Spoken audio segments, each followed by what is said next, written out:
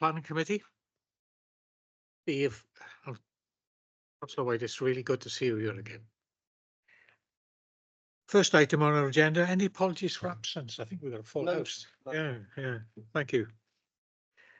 Item 2, any disclosures of personal and prejudicial interests? Anyone? No? Item 3 is the minutes. You've got 2 sets of minutes there, pages 1 to 5 and page 6 for us to approve. Go to page 1, page 2, page 3, 4 and 5. And then there's one page 6 of the second meeting on the 16th of May. Go to record. Thank you.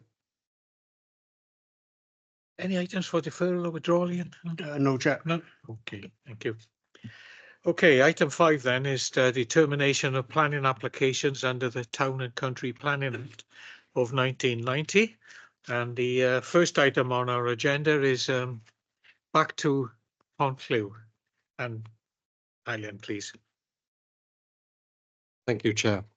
Okay, so full planning permission is sought for construction of 31 residential units and associated infrastructure on land east of Clowdale Road in Pontclew. It was an item that was considered by Planning Committee last month, and it was resolved to defer subject to a site visit. That visit took place yesterday, and I hope it was useful for members to have an idea on the site. So the bulk of the report that's before you is similar to what was prepared last month, but it has been updated to include 2 additional letters of objection and additional information from the Council's Senior Housing Officer, which includes addressing further points raised by the Community Council. A further update sheet is provided for this meeting, highlighting additional objections that's been received from local residents. The Community Council has also written to Welsh Government to request the call-in of the application by Welsh ministers, but we have not yet had any response or direction from Welsh Government on that. So last month, a comprehensive presentation was provided, and together with the benefit of site visit and a very detailed report before you, I don't intend to run through everything in such detail today. Right, okay. So the slides before you shows the red line boundary and extent of the application site, and it consists of a single agricultural field. I've also included an extract of the LDP map, which shows in green the current settlement boundary around this part of the village. Next slide, please. So here's the proposed site layout plan showing how the residential development would be laid out with separate access for vehicles and pedestrians off Clowdale Road. The proposal includes a mix of 1-bed apartments and 2 to 3 and 4 bed dwellings, mainly of 2-storey in scale, but there are a few single-storey bungalows. Given the semi-rural character, the layout shows extensive green areas. Next slide, please. Here's an artist's impression of how it is envisaged that the site may look following completion of the development, with a counterpart plan showing the approximate direction of view. They don't hold any significant weight, but they do provide some understanding of how the site may appear. Next slide, please.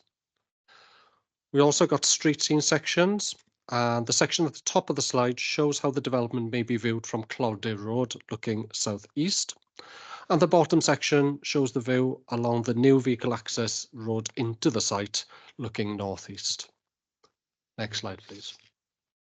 So to provide a brief summary of the key issues, as I said, the report before you is quite lengthy and comprehensive and takes you through various planning policies, guidelines, material planning considerations. It draws upon a number of responses received during consultation, including 5 letters of support, several around 80-odd objections and 2 petitions. Consideration of case law has also been made. It's a balanced report which weighs up all the relevant considerations before you. The site is in the countryside and there's generally a presumption against residential development except in exceptional circumstances. The proposal focuses on policy H6 of the LDP, which permits the principle of 100% affordable housing schemes in the countryside, provided it satisfied the criteria of this policy. The policy forms part of an adopted strategy to deliver affordable housing in our areas, and the route is available to the applicants. The local policy is supported by national planning policy, emphasising that there is an acute shortage of affordable housing and that a flexible approach is required to deliver more units. The strategic planning and placemaking section of the Council and the Housing Department have reviewed the submission and provided relevant information to demonstrate that there is local need for affordable housing. The Housing Department have also said that they've had provided strategic support to the Housing Association for this scheme as part of a Welsh Government grant process. The report concludes that the policy H6 has been reasonably met, and as such, the principle of development is deemed acceptable in this instance. The report has examined placemaking, visual amenity and design factors of the scheme, drawing on technical comments made by the placemaking and heritage officer. It explains that the development would be sympathetically to the part urban, part rural context, and subject to various conditions, the scheme would be acceptable in this regard. There are a number of existing properties near the site, mainly on the opposite side of Clowdyd Road, and those on or near Hale Park.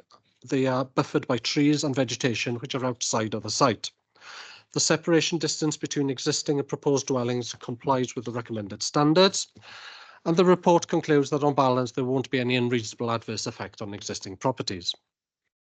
All proposed residential units would meet the Welsh Development Quality requirements. The separation distance are largely in accordance with recommended guidelines, with only a small number of instances where this is marginally below, but not deemed to be unduly harmful to the future amenities of residents. Units would then be served by acceptable private amenity spaces. The application is accompanied by various tree reports, landscape visual assessments, green infrastructure and landscaping plans.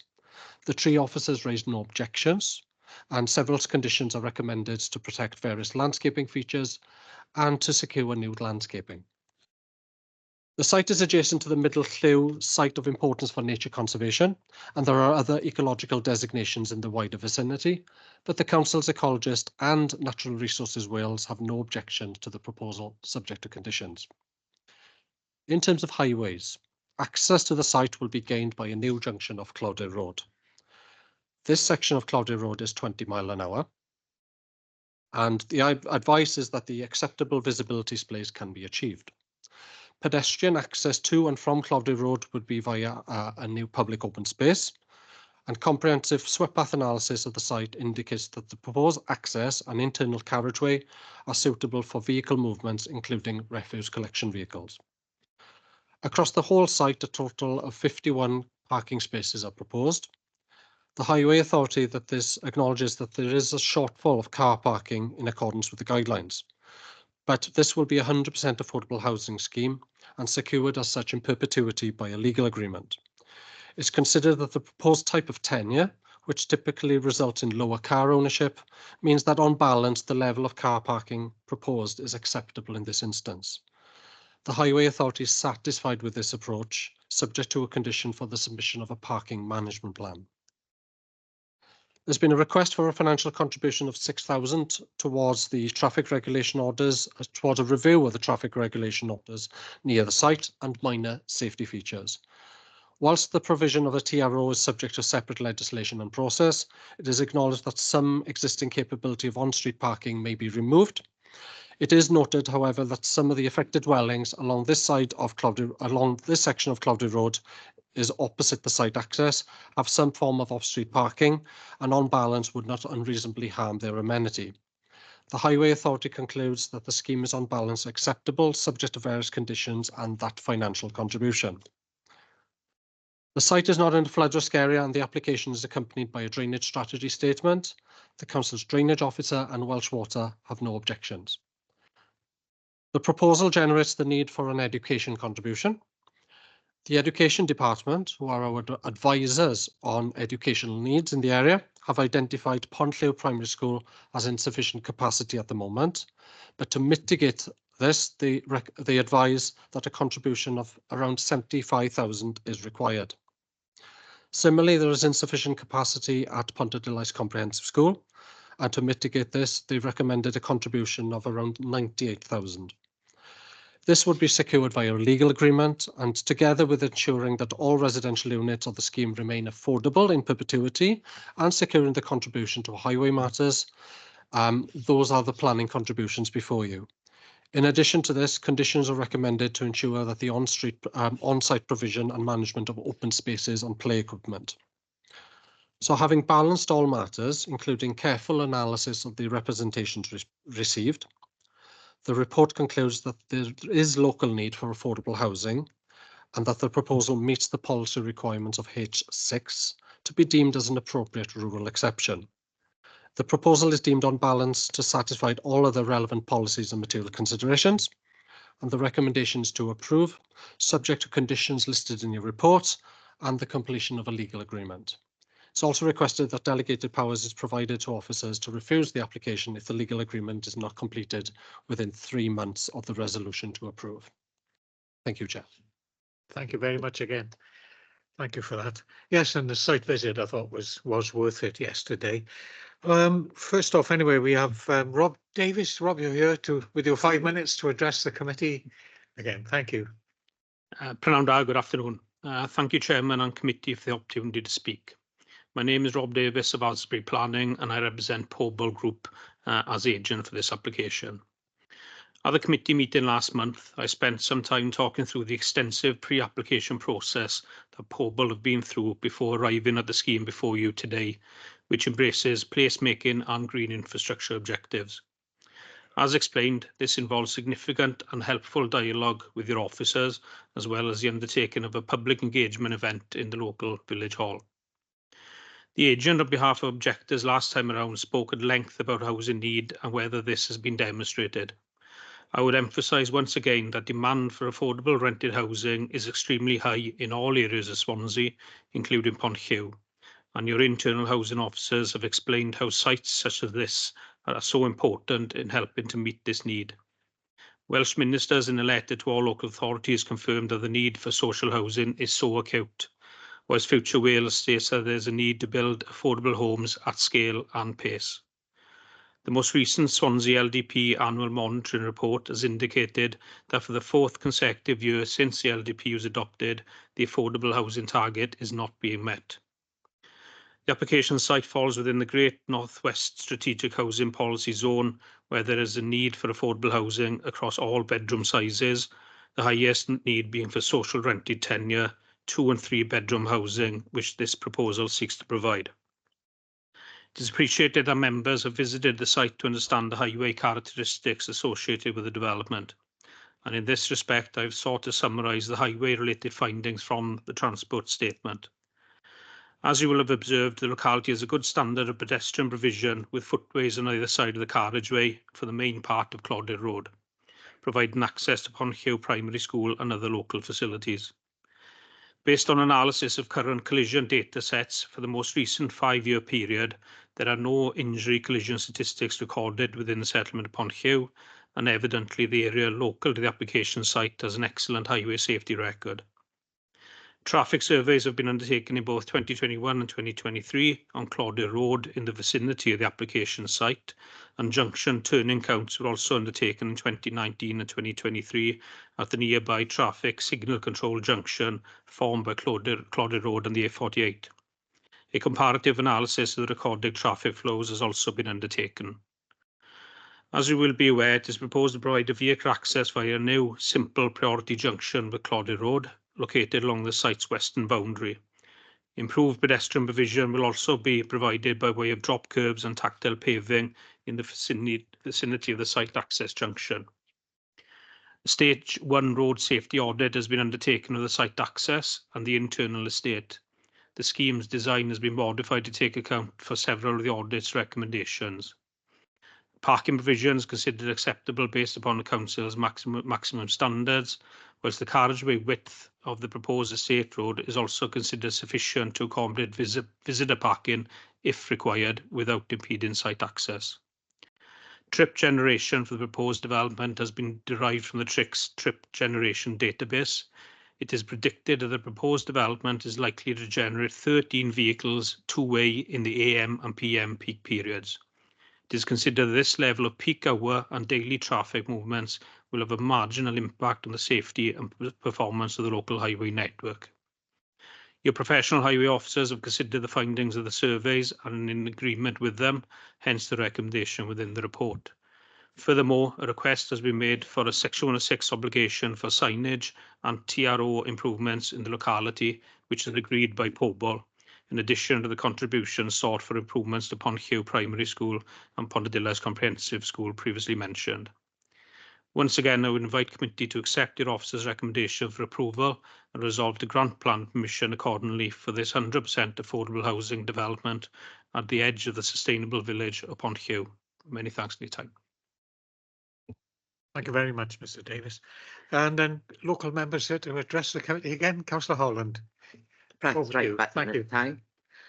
Thank you to everyone for coming out on the visit yesterday. I think it was really great that everybody got the opportunity to see. Obviously, it turned out it was an inset day, so I didn't really get to prove my point, but there was unfortunately a funeral on, so you could see how busy the car park was. I find talking about this, there's very conflicted things that come up for me. So on one hand, we're saying that it's affordable housing and it's not going to generate that many cars, yet the schools are full and you can't get a free to the comprehensive school, a free bus.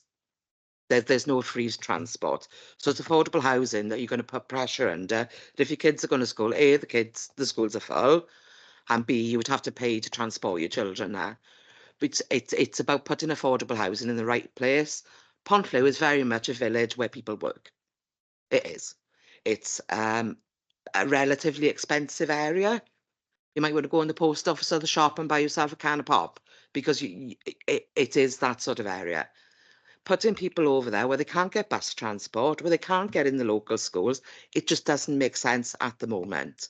I don't really know what to say that hasn't already been said. I understand the contributions to the school, but there's nowhere to build anything on the school site, as we saw yesterday, because part of the school site has already gone to a previous planning section in Atlanach many years ago. I know it was brought up on site yesterday about there'd be an issue when Atlantic was built about having access onto Clodagh Road, and that was denied, so I don't know what that was about. But, you know, we all stood there yesterday. We're a group of adults. There was, you know, some residents, there was us. There were still cars coming past and vans, and having to shufty in a bit and move out a bit because it's a blind corner. And I don't see how people are going to make that work for safe access, I'm sorry, without a pavement. And I know we had residents out as well, and it was a bit, things were going on. But as a group of adults, not being able to manage where we were standing in the road because there was vans coming down there at speed. It's all very well putting 20 miles an hour. If people aren't driving at that speed, it's not going to save anyone being hurt. And I said, I know, and the residents that have come forward and made objections, that is our primary concern, is safety of access. So regardless of the outcome, we will all have tried our very, very best. And so we're not against affordable housing in Ponthieu, we're just against it being in that area. And when there are other areas with planning permission already granted, why on earth they can't go in those areas where they will have better infrastructure anyway. Thank you. Thank you very much. Cheers. Remember, Councillor Lewis, then Councillor Black, then Councillor Downing. Well, Chairman, when we had the extension to Skirlage for affordable houses there, a lot of the old residents of the council estate in Skirlage certainly didn't want it. There was quite a aggravation against it, and it prevailed, and it actually went to council, and the Labour Party were terribly kind to me and put in a thing that only Gower people could apply, and I did that worked, and in fairness, it has worked. If you talk to the residents now, the older residents in Skirlage, they think it is the most desirable development. They're happy with it. The two gel very well together. The work and the way the houses were built blends in. It makes our council houses look a bit shabby, to be honest with you, but they look really nice and are grounded. And I just think that people will complain about things, and you know, even you can't suggest to a developer that there are other sites available. This is the only site we're concerned about, and we can't say, well, there's a site down the road there or up the road. No. I think it's important that you understand that this is needed for the community. I bet you what, this will be oversubscribed within a very short space of time. And I think if it's the same developer or the builder, I think it'll be a great asset. And I was for it before we had I mean, you were very kind to members. You let them ramble on for half hour after they'd asked for a site visit. Obviously, you haven't looked at standing orders for a long time. I think members should look at standing orders. And once you move for a site visit, this discussion finishes. But you don't let people ramble on for the next hour or two. I could have gone out for a smoke or something, you know, but there we are. Chairman, I think it's a great development. I think it will be very popular. And you'll be amazed how in a year's time, the residents there will have friends of they living there, and they are going. I think I can't see anything wrong with it. Thank you, Chairman. Okay, thank you very much. Councillor Black. Yeah, thank you, Chair. First time I've heard Richard do is quote standing orders, but we should move on anyway. I thought the site visit was very useful. I'm not too concerned about the parking issue because there will be parking on the estate itself, and so I think that most of the cars which will be generated by the houses will be able to park on the estate and away from Clodagh Road. There are issues, of course, with traffic generation. The road is massively congested, and I think that there are areas there which could be unsafe for pedestrians. And I was particularly concerned about the link up between the pavement where it ends on Clodagh Road and where the access to the estate is, because it appears to me that there's no intention to put a pavement in that part there.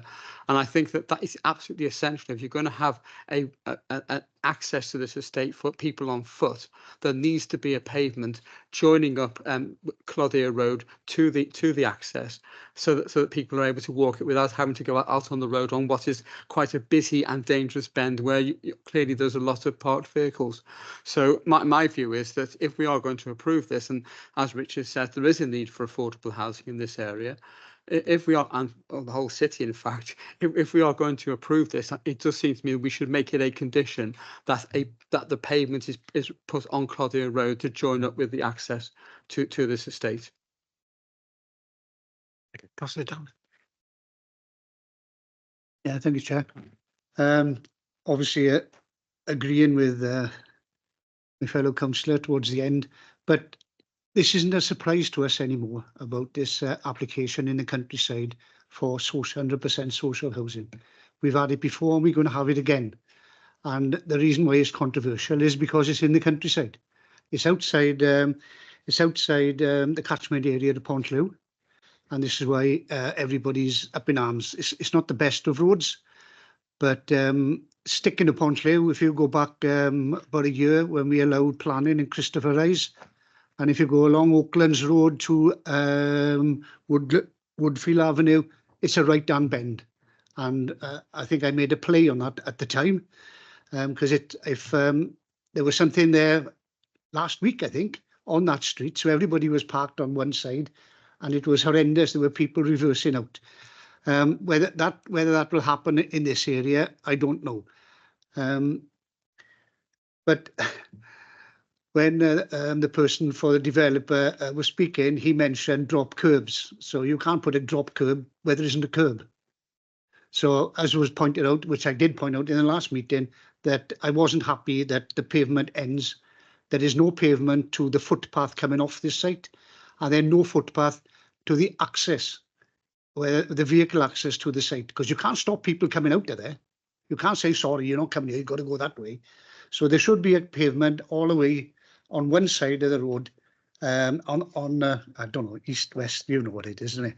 On that side, but all the way to the entrance, so that there is a safe haven for people to walk. And they will have children. There's 4-bedroom houses there, 3-bedroom houses there.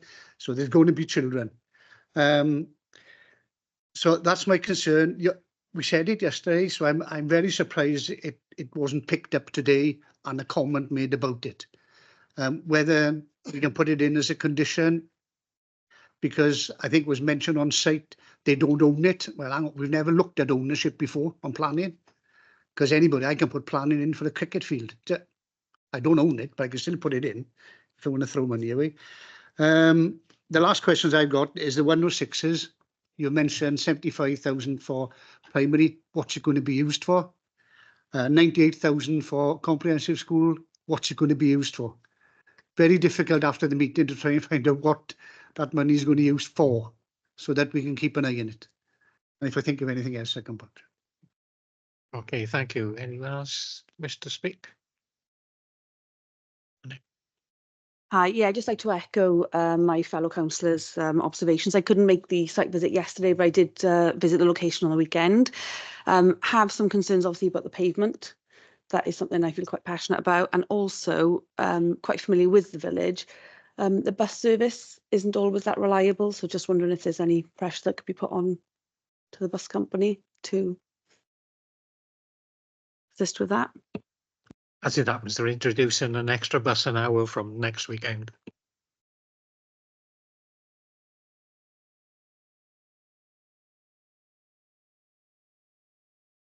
Wish to speak. Councillor Jeffrey. Just a thought, Chair, and likewise, I echo everything's been said so far. I do notice there's a pavement opposite the boundary on the site. I'm just throwing a thought to be considered. Is there a possibility that some kind of a pedestrian opening can be put in that in that border with the option of a crossing, and then the children and adults to then cross onto the safe side of the road where there is a pavement there already. Yeah, it's just a thought, Chair. Thank you. Thank you. Anyone else? And sure, before officer replies. No, thank you. Ian, thanks. Thank you there. Thank you for your comments. It was useful to understand from your some of the comments you made on site as well. It was really useful to understand that. Based on some of the comments that was raised on it, we've done our best in the short time frame between yesterday afternoon and today to find out some information for you. Okay, Ian, are you able to bring the other presentation that I've just made collection from this morning? Thank you. Okay, a lot of the discussion, I'll start off about the highway related issues. I've got we have colleagues from the highways department as well that may be able to, but I'll do my best to answer some of these questions. During the site meeting yesterday, it was acknowledged that there was a footpath on the same side of the roads just beyond that curve kind of scenario, and the ideal solution would be to try to link into that. And I did mention on site that I believed at the time, based on my knowledge on top of my head, that I thought that the option had been explored, but there were ownership issues. I've revisited the file and I've gone back, and yes, there had been some discussions. In the report before you, the placemaking officer makes a variety of design related kind of comments and made the comment, has there been thought about linking to that footway? That then instigated a dialogue between the case officer and the planning agent to see if that could be explored. And we've had confirmation back that it lies outside of their ownership. So we have confirmation that it's outside their ownership. To put conditions down on land that is not under control of the applicant would be unwise and unreasonable. So I would discourage you from following that. But it's not to say that the council did try to explore that option in light of what you said yesterday. I wanted to make you aware that discussions had taken place. The planning department did see that as a suitable design solution and did try their best, but for ownership reasons, it couldn't be delivered as part of this. So what you essentially see is the solution that the agent has put forward and has asked our highway officer to consider that solution. And as I understand it, there are no objections to the solution that's before you. So can you scroll forward to the plan, Ian? So we have a plan there. This is it's a little bit technical, but it is a drawing that gives you some idea of, it focuses around the access point. Don't worry too much about the colors and the shading at the moment, but I'll just take you the route. So as you would leave the site, there is a crossing point from the internal estate road that then would take you through the public open space to a dedicated pedestrian point that would then cross over to the other side of the road and that footway then is intact on the other side of the road that takes you towards the rest of Pontllew, and that's on the same side of the school. The linking path, for those that wasn't present at the site meeting, the linking path that we did try to explore is in the vicinity of where the tree is on the southern corner there. There is a footpath right in the far corner of it, but that little gap between the site and where the tree is, that is outside the site ownership. So we couldn't link that in that respect, but it, as I said, it was an option that was explored. Turning to access arrangements, this is where the coloured references in the drawing comes into play. The site is 20 miles an hour, and there is a government document titled Manual Streets, which essentially advises what type of visibility displays is required depending on the speed of the road. And in this particular case, the government document recommends a visibility display. When you go back 2.4 meters, you should have 25 meters either end. What the drawing before you shows that a minimum of that can be achieved. Our highways officer was a little bit concerned that despite that could be achieved, that there may be some growth of hedges and things that could encroach into that over time.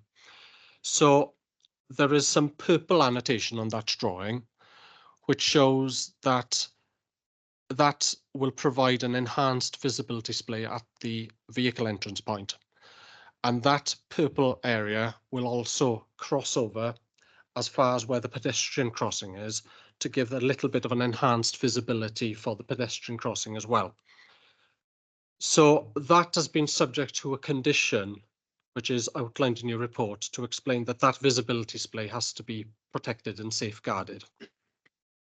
In terms of the visibility, some of you who visited the site yesterday will have an idea of the visibility along Clodagh Road. The best that I can do at the moment is I've gone back to some of the photographs that I have on file. So Ian, could you flick back to some of the photos? I do appreciate that these are not in the exact same spots that you may have stood yesterday, but it gives you a good idea. So there's a photograph that you would get from Clodagh Road looking towards the site. And as a bit of a marker point, we were standing by the field gate that you can see there.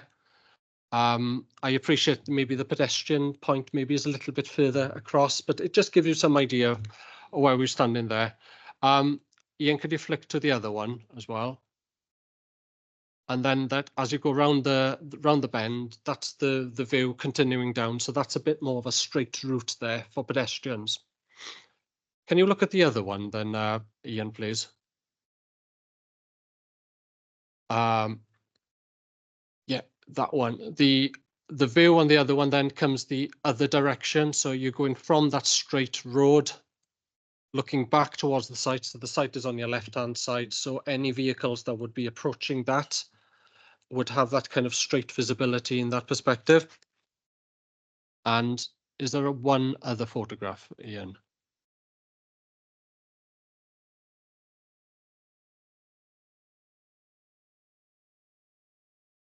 Just checking the view.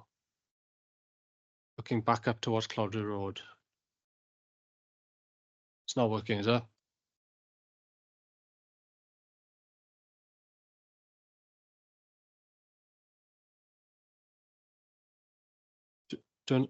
Yeah, that one.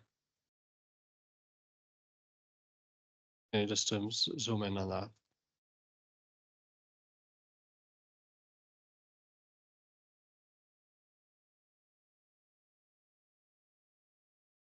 Yeah, it's the one that you're dealing with now. Yeah, guess we can delete. There you are. Oh,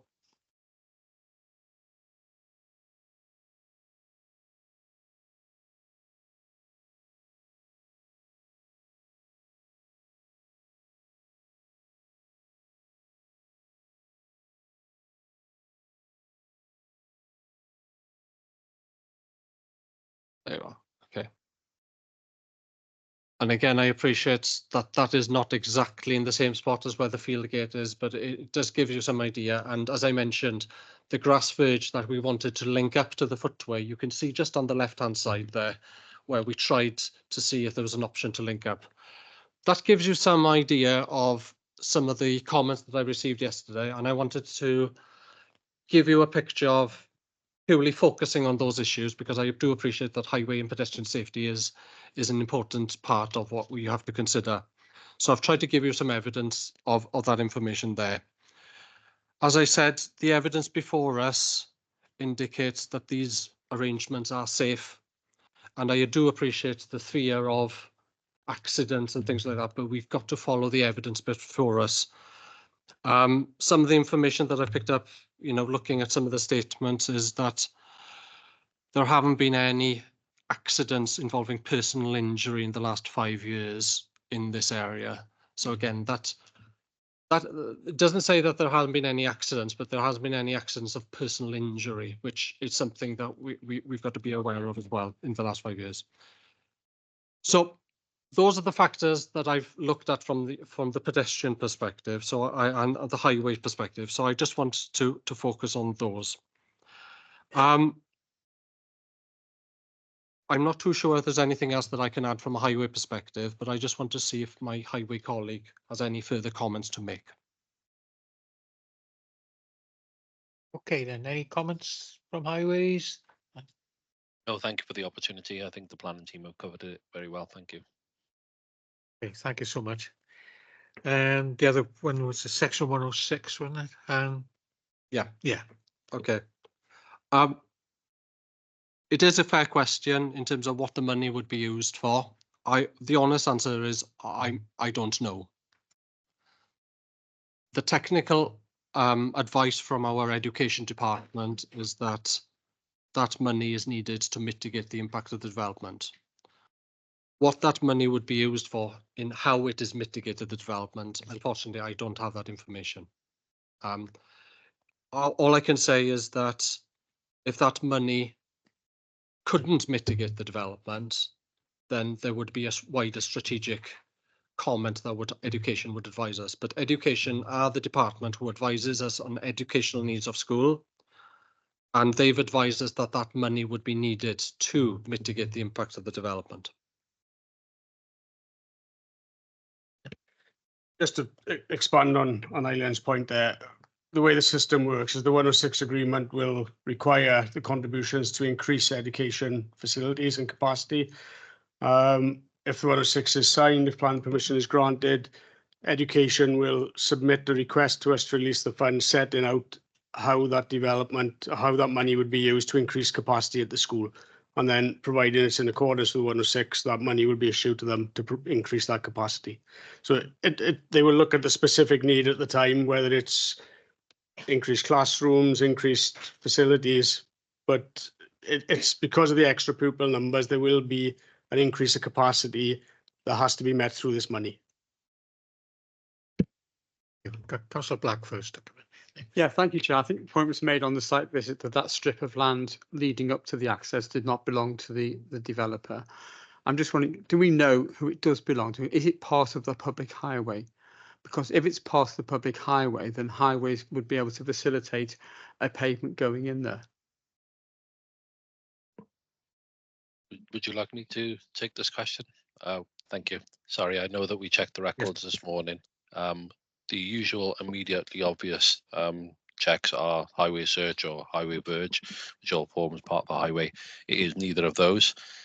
We performed some cursory checks to see if it was highways or estates, but we haven't, at the moment, we haven't got an immediate or conclusive answer, but it was suggested it's not within our control. Okay, thanks for that. Mr. Dow. Yeah, can I thank Eileen for doing the best you could do about that, because obviously it came out yesterday, it wasn't owned by them. Just to remind members, when we look at other planning coming in the future, if it's not owned by the developer, what do we do? Do we throw it out? Yet again, I'm very worried from the safety aspect of it, because leaving the site, you say there's a tactile, they cross the road. I'll come back to that in a minute. But if they want to go to the post office in Pontllew, they're not going to cross the road, because the post office is on the left-hand side. So they want to stay on the left-hand side. Otherwise, they're going to cross the road, go down and cross the road again. They don't do it. It's not human nature to do that. So there is an area over there without the pavement, which to me, not with children, but there's going to be elderly people as well, same age as me, live in there. So, and they'll take the shortest route. Unfortunately, there won't be any safety features there. Now we'll go back to your tactiles. One thing that comes to mind, could we put something in like a zebra crossing or something like that, which shows that there's people crossing there? We've done it before. We've done it in Penrewell. Whether that could be, I know there's a 106 or a condition or whatever. But if you put like a pelican crossing there, then cars can see that there's people crossing, and maybe that would mitigate not having a pavement. Because if you just put tactile there, it's not pushing people across the road. But a zebra crossing or a pelican will push people across the road, because that's what you want to do. I'm only asking whether we can.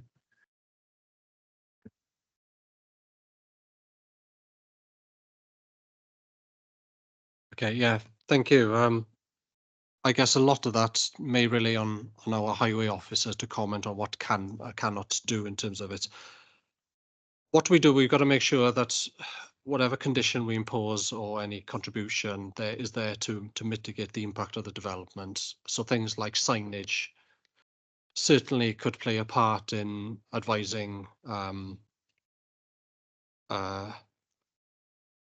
people in cars, for example, of that there's a pedestrian crossing or something nearby.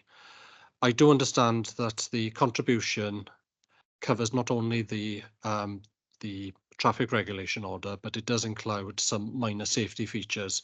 So I'm not too sure whether or not my highway colleague can advise whether or not the signage from could form part of the minor safety features that could form part of the mitigation to allow a safe, well, to contribute to the safe crossing point that's been provided. I'm not saying that it's completely against, there are limits to what you can ask for through a planning process. To mitigate some safety features such as signage, that is something that certainly could be explored and could be subject to, for example, a condition, or it could already be covered as part of the planning contribution that has been requested by highways. I was just wondering to see if highways would like to make any further comment on that, please. Thank you.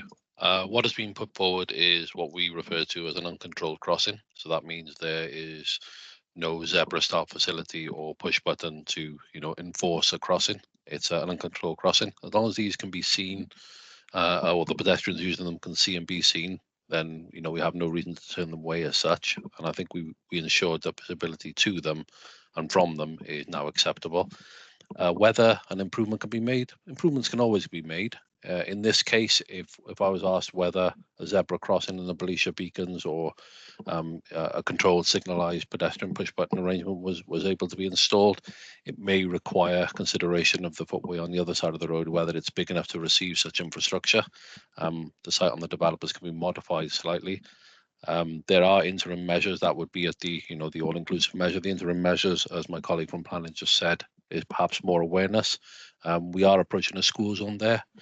Maybe as time goes on, through the normal course of action where highways review school safety zones, perhaps, that might be an outdated reference, but zones where schools exist, a signage to make you aware that you are now approaching a school area. We also have the review of the 20-mile-an-hour speed limits, where the government is looking at whether these should stay or go in certain areas. But one thing they have said and they have made clear is there's going to be continued focus on school zones. So I think some of that will probably fall into our natural sort of highway duties, if you like. Okay, thank you.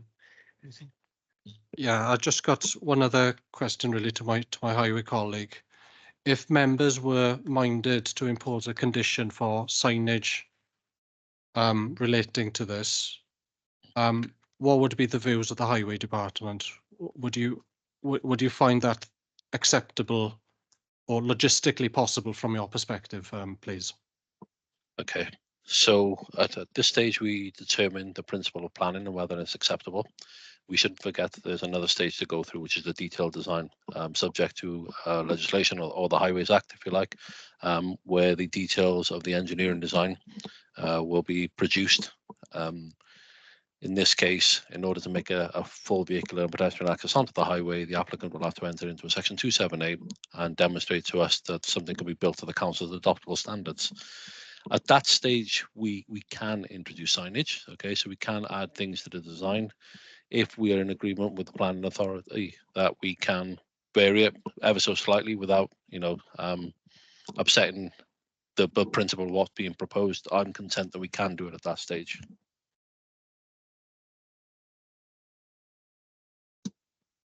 Okay, thank you.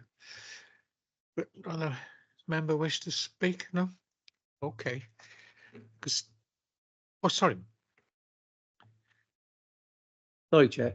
Just to confirm, this is outline planning we're doing here now, or is it a full planning?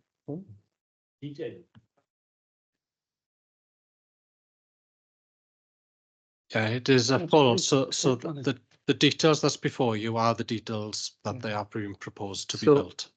So we've got no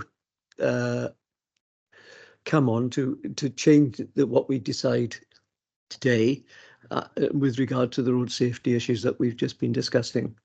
I just wanted to be clear on that. Yeah, just to confirm, the scheme before you today will be the scheme if it's approved that has planning permission. If the concerns in terms of highway safety warrant refusal, then you're looking at the scheme before you and whether that is acceptable or not. You've heard the highway officer's comments that they consider it to be acceptable. So if members were moving refusal based on highway safety concerns, they would have to evidence really why it was considered unacceptable. Obviously, the comments seem to be related to that section with the lack of a pavement to the left of the pedestrian access. Okay, thank you all so much for your contributions. We can move to a vote now, and the recommendation is to approve. So, Gareth, if you help us out there, please. Yeah, Councillor Myra Baker. For. Peter Black. Against. Phil Downing. Against. Alan Jeffrey. For. Mary Jones. Against. Mike Lewis. For. Richard Lewis. For. Nicola Matthews. Against. Mark Tribe. Against. Mike White. For. Andrew Williams. For. And Paul Lloyd. That's 7 for, 5 against, Chair. So it's carried. Thank you very much. That's carried. Thank you. And then we move on to the next item, which is item 2. And that takes us to city centre. So, David, please. Thank you, Chair. Okay, so item 2 on the agenda relates to the Swansea Central Outline Proposal. So this is a Section 73 application to, in particular, to vary conditions 1 and 4 of the outline permission, effectively to change or to amend the development parameters, and therefore to allow a revised time frame in which to submit a reserve matter. Okay, so in particular, the Section 73 application seeks to amend the Swansea Central Outline Scheme, which has been amended several times. In particular, it relates to a particular block, DZ2B, within the parameters, and it's to change the land use from residential C3 to B1 business, and also to change the maximum height on the block from 22 meters AOD to 32 meters AOD, an increase of 10 meters. So this follows on from the outline permission, and obviously which allowed a series of parameter plans which set out the maximum and minimum quantum of development regarding the building form, footprints, land uses, etc. Within that, there was split into 5 distinctive zones, and this particular application relates to development zone DZ2, and in particular block DZ2B, which is within this zone. So the first Google image, if you like, so what obviously you can see what's been built. The Slistewi Centre is still in place on that Google image. It's gone now, obviously. You can see the bridge at the bottom, the residential block, the multi-storey car park, which obviously requires the remedial works, the public realm works going through north-south, and then you can see that the green area, which is this subject of this application, you can see the temporary landscaping work. So that application effectively relates to that triangular parcel of land. And we go on to the next slide, Ian, please. So there you go. There's some more detail. So obviously this is the development block. So it's been cleared, obviously, and we've put out some temporary landscaping, some play equipment in meanwhile use until the development comes forward. So that's essentially DZ2B. So as indicated in the report, there's extensive history. We've developed phase 1, including the arena, etc. So this follows on from a review of the development parameters and the emerging proposals in relation to what will be the phase 2 of the Swansea Central development. And therefore it seeks a minor material amendment in the shape of the Section 73. So in particular, the review has determined that we need to change the approved residential use on this block to a B1 residential, B1 office use as a requirement for a public sector office hub, which will be delivered by the council, potentially occupied by the council or partly by the council. The ground floor commercial uses A1, A2, A3 will be retained. And also, as I said, it seeks to change the parameter height for the zone, basically to allow a development of ground floor use with 4 stories of office accommodation on the upper levels. And that's basically to accommodate the lift shaft, various plant, etc. The parameter height goes up to 32 meters, so it's an increase of 10 meters. But we'll show some section details in a minute just to illustrate how it relates to the adjacent blocks. Application for Section 73 applications allow other conditions to be considered. And in particular, there is a requirement on the existing permission for reserve matters to be submitted within 5 years. That actually expires tomorrow, in effect. So this application effectively also seeks to renew condition 4 of the permission, which effectively allows the time frame to be extended for reserve matters detail application to be submitted, which is in preparation and will be presented to this committee in due course. So you can see the consultations being laid out in the report, including those of Placemaking and Heritage Lead Officer. Development obviously remains in accordance with development plan policy. The SCARF document, obviously this central area is the key priority for development in the city centre and to maximise the overall regeneration benefits that brings. So in terms of urban design requirements, as I say, it's to change the parameters to allow land uses, building heights, etc., to be amended to submit for the reserve matters. So if you go on to the next slide, Ian, please. So this is the approved. You can see the triangular block in the middle. So these are the land uses parameters. So it's difficult to make out there. What it actually says on the brown triangular bit, which is this block, is A1, A2, A3 at ground floor, C1, C3 above residential. And then if you go on to the next block, it's a similar plan basically, which changes the annotation on that block to B1 effectively. So all the plans are very diagrammatic. So obviously we just change in the parameters. So there's no interest in elevations or anything to show you at this stage. So that's the land use block. And then if we go on to the next slide, Ian, please. So yeah, that's the spot height again. You can see the triangle block. So that shows a maximum height of 22 meters as is. And then the next block, next one, the darker blue on triangle plot. So that's actually changed the annotation to 32 meters AOD just to allow that increase in height. And then the next one, Ian, please. So yeah, so that's the existing approved section through the site, and then so it's the sort of middle block, if you like, and then the next slide. So that, yeah, there we go. So you can just see it's outlined in red. So you can just see the height of the additional block of the increase in comparison to the adjacent blocks. So whilst it's been increased by 10 meters, the other DZ3, which has been completed, which is the residential block adjacent to the multi-story car park, actually has a height of 36.5 meters. So this would remain below the maximum height of the built development, and it remains compatible to the other blocks in the development. So in terms of other issues which should be considered, obviously it's outlined in the report, the heritage assets. Those include listed buildings, St David's Church, St Mary's Church, former Magistrates Court. So whilst the increased height would have an impact, the impact is considerably minimal.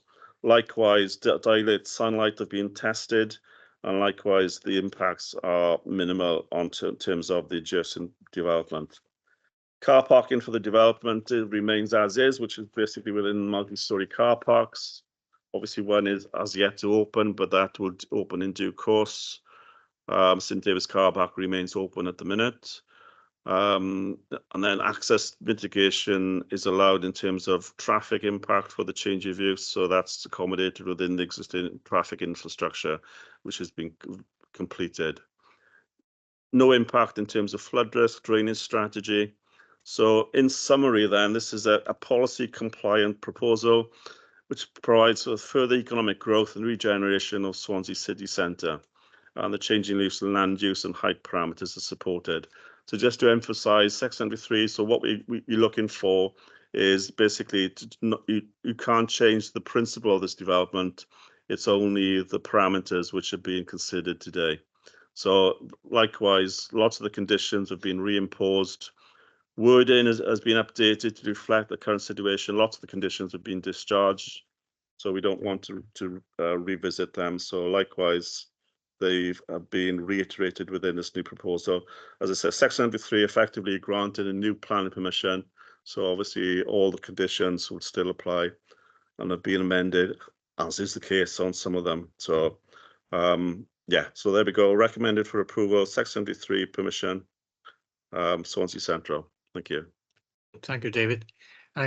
Gordon Gibson, got your 5 minutes to address the committee. Welcome. There was another. Thank you very much. There was another objection, which I might speak to if you give me some leeway. It was included in my my objection too, but there's 2 objections being addressed. Anyway, I can proceed forthwith. It's very difficult for lay members of the public to constructively engage in these extremely complex planning matters, even more difficult when, as a neighbour, you don't get your statutory notification that something's happening adjacent to you. The only way we discovered it after the date was one of these heavily weather-beaten notices, which we happened to look at and discover that they've got this huge planning application coming through. So that was the grounds on which I initially objected. We needed, as a neighbour, a resident there, we should be formally notified of these planning applications. In fact, we haven't seen any of them as residents. Secondly, I waded through all that and then tried to figure out what you've got, and there's some new information arrived today, which I'll try and deal with. I went through all that huge planning application to figure out the horrors of all that from my urban design point of view. As a professional urban designer and chartered surveyor for many years, I've got some familiarity with this process. However, when I got the papers on Monday for this meeting, I discovered that the substantive matters that you're being asked to review are not in the planning application, right? I mean, what you've been told today, or what I've been told today, is basically tomorrow the date runs out and you've better sort out the reserved matters timescale. Okay, you've got to deal with that. Tomorrow, by tomorrow, that's got to be extended or something. Fair enough. I've got no problem with that whatsoever. But in your papers, it says the substantive matter is that you're going to change part of the development from residential to business, and you're going to change the maximum height from 22 to 32 metres. These are huge changes that they're bringing into you for that part of town. And it's not a planning matter, that's a development matter, right? They're under pressure from the development sector or from your own council stuff, heaven knows what you're going to do with that, to change the development criteria, but it means higher buildings and different uses and less residential. I'm sorry, it's not good enough, that. What you're doing is I did a request if you could put up the image. I think you've called it land use block. If you could put that image up, it was second or third from the end. Sorry, takes up my time. What's being proposed now, I'll just give you a taste of it, is a range of uses in all these blocks. This is not exactly all of them, but it's a pretty good shot. Range of uses including retail, restaurant, cafe, cinema, offices, education use, and potential residential accommodation, right? That's what's being proposed in all these blocks. The previous slide to that, but let's just deal with that. All these blue blocks, yeah, don't know if that my thing reaches it, it doesn't. All these blue blocks round the church. It's a very difficult drawing. Sorry, my pointer's not working anymore. But anyway, St. David's Church is surrounded by these buildings. If you just look, if your man down there can point to St. David's Church, right, it's surrounded by all these developments. Has he been able to point to it? I don't see it. Yeah, that's it. St. David's Church is completely surrounded. No wonder the church is objecting to this, because you're now allowing non-residential and 32-metre high buildings all round the church there, right? I mean, who knows what they're going to do with it, but it's not good enough. It's really not good enough. We should have to be much more sensitive. That's bad enough, right? That's bad enough. But actually, what they're doing is building all over the square, the green space that was pointed out to you before. It's a very small section on that drawing. You've got St. David's Church at the bottom end, and higher up you've got St. Mary's. And all that stuff in between it is buildings. And I don't know if you've been down to St. David's Square recently, but if you haven't been down there, you must go. It is the most popular and by far the most successful public space that the council has built, I think, ever in the city centre. There's no children's play in the city centre. The space is precious. There's very little green space. And that stuff, you go there, there's always people there. There's seating, there's places to drink coffee, read a newspaper. There's always people there, and kids playing, and there's always kids playing there too. It's such a good space. And here we are covering it all up, getting rid of it. It's such a good space. You've got it all wrong. And on top of that, by the way, I wish my pointer battery hadn't turned out. Yeah, sorry? Yeah, it was working before. Oh, there it is. Yeah, you're quite right. I'll just say the other thing that's missing is important connection across in front of Tesco's. Line, I mean, all this jumble of buildings is absolutely disgraceful. The line from Wellington Street across is such an important connector. You've got to get that right as well. Sorry, rushing about. So the public space there is the main criterion. Placemaking is not about buildings. Placemaking is about spaces, and buildings, it's buildings that contribute to how spaces work. And what you should as a planning committee be doing is looking at how the buildings contribute to strengthening the quality of an already very good space. Clearly the ones behind the hoarding are the ones that you need to look at. So, okay, I mean, that's the substance of what I'm saying. It's far too much to try and deal with. I should say, for the church, not only is the issue of the big buildings going around it, that block, which is known as EZ2D papers, we have to go through the plan now. EZ2D is now being talked about as lines of light surrounding the church. Has been told me publicly, sorry, I couldn't find the reference, that will be green space. Sorry, Chair, we can't hear at home because it's not near a microphone. Okay, sorry. We've been told that that will be green space. It keeps changing what you're going to do with that space. It would be wonderful if it was green space as you come into our city to see the church and some greenery as it welcomes the city, because at the moment what you see is car parks, right? Largely car parks everywhere. Okay, so it's extremely difficult. Hey, you can hear I can go on for ages on this. It's extremely difficult to deal with this. I have to change the view about the reserve matters. You as a committee have to pass that today. The rest, I think you should refer back. People have to be consulted about what you're really planning to do there. In your public consultation this week in the square, there was a consultation about placemaking. There was no mention of what you're doing to that square. In my brief visit to that, I told a few people they're planning to build on there. People were just horrified because everybody knows it's such quality space. Okay, so clarify your strategy, ensure the public and the neighbourhoods consulted, tell people what you're actually planning to do. But in simple terms, think about placemaking. It's so important, it's placemaking. And that's the bit you have to refer back for them to clarify this. I mean, this proposal you've got here. Can I ask you to wind up? You've already passed 9 minutes. Shocking. Thank you. Thank you very much.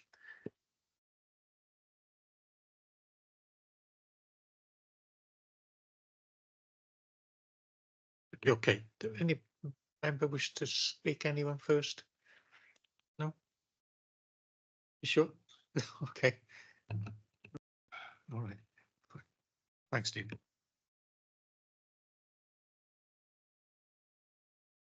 Yeah, I'll just come back on some of the points Gordon raised too. I mean, yes, the application has been advertised by public notices, but that is in accordance with the relevant legislation. So it's a Section 73 application only. It's not a detailed or a new outline application. So it is basically to change the parameters. So it's been advertised accordingly as a Section 73 application. I've gone through the parameters. Obviously, yes, it is a green space, but it is a temporary green space. So obviously, it's been laid out in that principle. The play equipment, etc., which has been put in there, is recyclable and will be reallocated to a different section of community open space within Swansea, hopefully the city centre. It's not the only open space. Obviously, we've granted plan permission for redevelopment of Castle Square, which will happen in the near future. So that will be a greatly enhanced area within Swansea Central. It is a facility as is. We've obviously provided the Arena Parkland, which is a new area of public open space within the development. So it's not the only public open space, as I say. So as a Section 73 application, it's the principle of development isn't for consideration. It's only the details we're considering today. So it's the parameters in terms of land use, and height, which we're looking at. So we're not changing this is on the approved outline permission. This is a development block. So therefore, the principle of development on this particular parcel of land, the zone, has previously been agreed by the planning commission. So we can't revisit that today. Thank you, Chair. Thanks for that, David. Councillor Black. Yeah, thank you, Chair. I've just done a quick calculation. 32 metres is roughly a 10-storey building, as I would guess. How does that fit in with the rest of the development and in terms of the council's tall building strategy? I mean, is it going to stand out, or is it going to be that development? Yeah, so as I say, 10 stories, 10 meters. So basically, as I said, there is detailed design work going on in the background. Basically, that equates to ground floor use, commercial uses, active use, and it equates to 4 stories of development above. So in terms of comparative to adjacent development, as I say, the existing residential block is 36.5. So it'll still be below that. And there are other development plots which are compatible to this plot. So tall building strategy, this is a consider zone for the city centre. So so it is in accordance with that strategy, if you like. But generally, it's not higher than, in fact, it's lower than some of the other plots on the development. And in fact, the potential hotel, which is next to the arena, could potentially be a lot higher than that. But obviously, that's been previously approved, and that was intended to provide a landmark. So yeah, it needs to be considered in context, certainly, but it is compatible to the adjoining development. Yes, the church is there. It will have an impact, obviously, because it's a smaller building, which is listed, but the impact on the church and other heritage assets has been considered, certainly. Thanks, David. Mr. Jeffrey. Yeah, thank you, Chair. Just wanted to point out with regard to green spaces. I mean, there's quite a substantial green space around St Mary's Church, and I believe that was a consideration within the overall city plan to enhance the grounds around the church. I believe we considered things like seating and picnic areas, and that was, I think, an integral part of the original plan. So, I mean, a green space will remain, because I'm quite sure that it won't be taken away. But the trees do need some enhancement. There's some yet to recover. Thank you, Chair. Oh, good comment. Okay, anyone else? No. Thank you. Okay. Well, thanks for that. Thank you, everyone. You see, the recommendation on this is to approve. So we'll take that vote now, then, please. Yeah, Councillor Meyer Baker.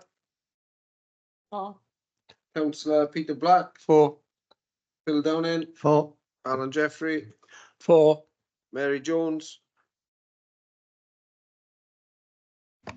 For, sorry, couldn't get the mic on. Thank For. you. Mike Lewis. For. Nicola Matthews. For. Mark Tribe. Abstain. Okay. Mike White. For. Andrew Williams. For. And Paul Lloyd.